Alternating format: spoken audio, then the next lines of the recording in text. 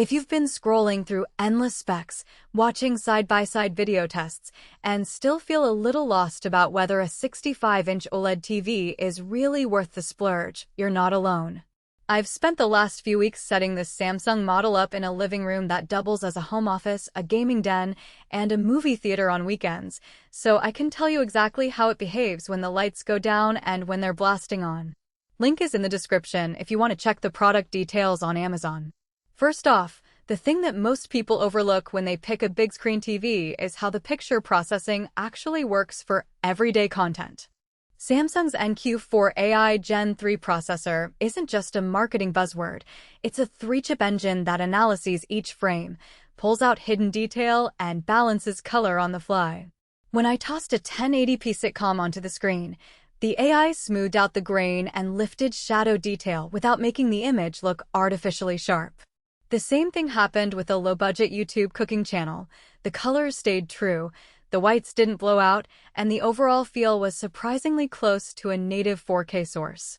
The OLED HDR Plus panel is where the magic really shows up. Because each pixel can turn completely off, blacks are truly black, which makes a big difference in a darkened room. I love watching true crime documentaries at night. The subtle textures in dimly lit scenes become visible, and you can actually see the difference between a shadowed alley and a perfectly still wall. In bright daylight, the panel still holds a respectable peak brightness for an OLED, so it's not a disaster if you have a large window behind the TV. The only caveat is that, like most OLEDs, it can struggle with very bright HDR highlights in a sun-flooded living room, so you might want to consider blackout curtains if you plan on daytime movie marathons. One feature that surprised me was the cleans without dripping technology. Samsung has incorporated a thin, hydrophobic coating on the screen that repels dust and makes a quick wipe with a microfiber cloth effective without leaving streaks or the need for liquid cleaners. In a house with 2 kids and a dog, that little convenience saved me a lot of frustration. I'm not talking about a self-cleaning screen that zaps dust, just a smarter surface that makes routine maintenance less of a chore. Now, let's talk about real-world usability. The remote feels solid, the buttons are well-spaced, and the voice control integration works with both Alexa and Google Assistant without a noticeable lag. I set up the TV to switch inputs automatically when I start a game on my Xbox Series X, and the input lag measured by my own eyeball test felt negligible. The action stayed crisp, and the motion handling was buttery thanks to the AI-driven motion interpolation.